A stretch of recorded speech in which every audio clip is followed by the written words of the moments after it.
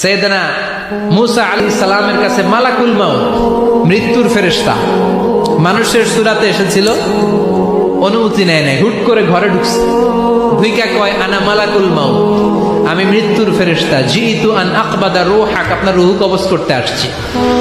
মুসা আলাইহিস সালাম দেখতেছে একজন সলিমুদ্দিন, মুসা নবী দেখে কি আর সলিমুদ্দিন কয় কি আমি মালাকুল মাউত, ভেজাল আছে না নাই?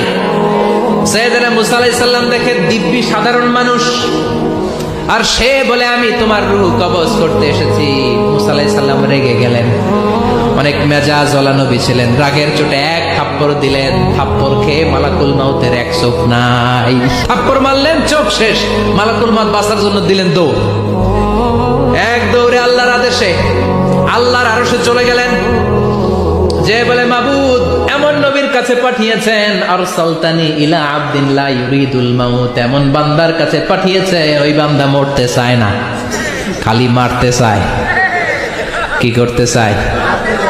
মরতে চায় না, মারতে চায়। দেখেন কি করছে আল্লাহ, বললেন ও মালাকুল মাউত ভুল করছো, সালাম দাও নাই, অনুমতি নাও নাই, মানুষের সূরাতে গেছো, আর নবীও সাধারণ নবী না, মেজাজওয়ালা নবী, ঠিক কিনা?